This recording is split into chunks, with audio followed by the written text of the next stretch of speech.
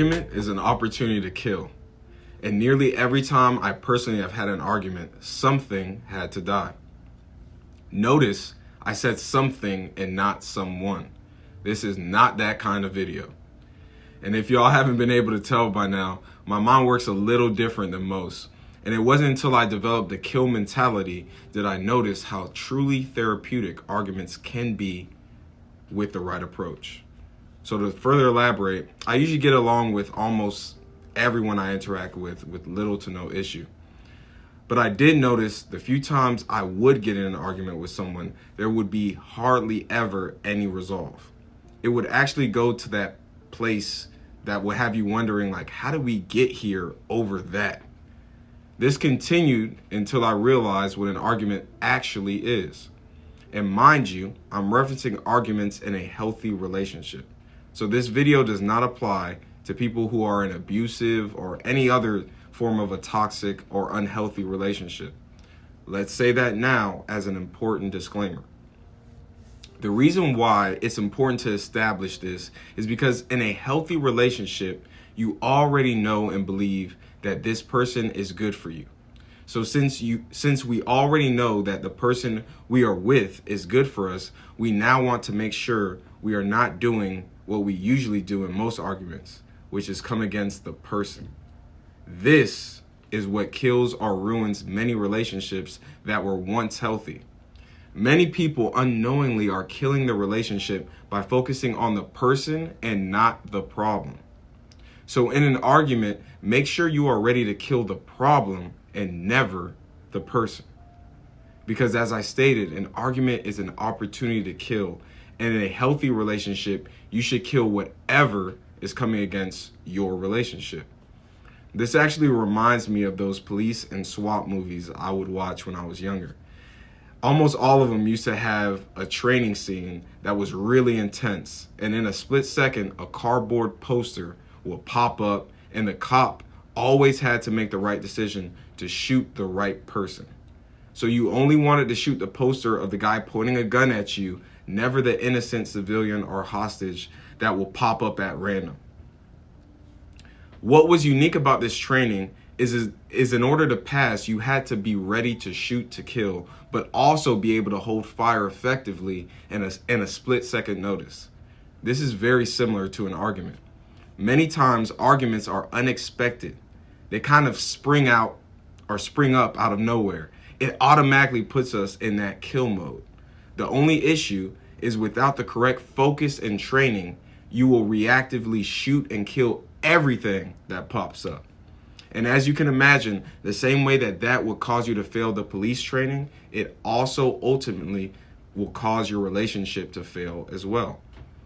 So the first thing to understand during an argument is you are no longer fighting with each other, but rather you should now shift your mind to discern what is it that is causing us to not be in a good place right now. Because I love and value you, and you are for who you are, and I hate whatever is coming against this beautiful relationship we have. And now we together must agree to identify and kill that thing together, whether it be pride, lack of empathy, etc. And contrary to popular belief, even in a healthy relationship, arguments or disagreements are going to happen. And it's really just an indication that something is off. But arguments, at least for me, was always taken personally. So I felt like I was fighting with whoever I was arguing with.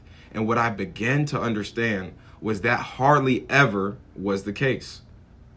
In most cases, the argument wasn't between me and the other person, but rather it was between insecurities, character traits, and mindsets.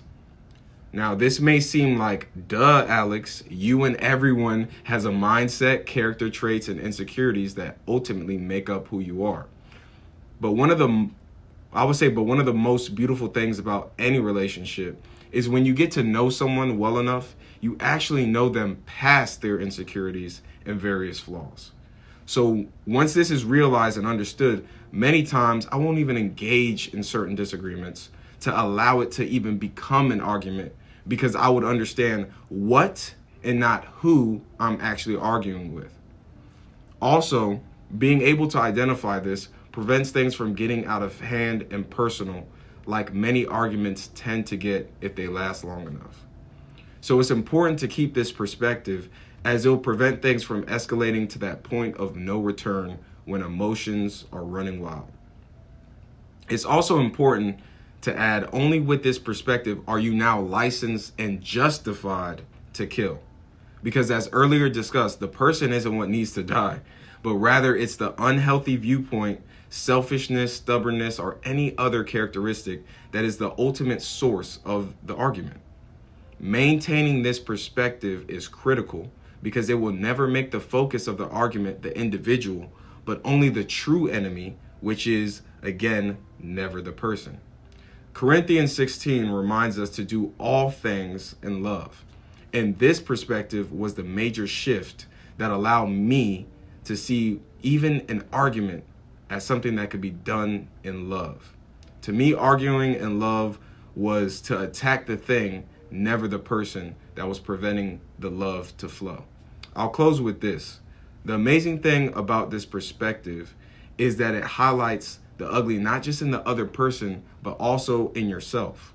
Many times we are trying to defend ourselves so much, especially in an argument, that we can't even see or address the real faults and flaws we have.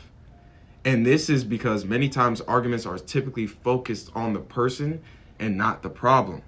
When in actuality, we should be focused on the problem that we are facing with the person.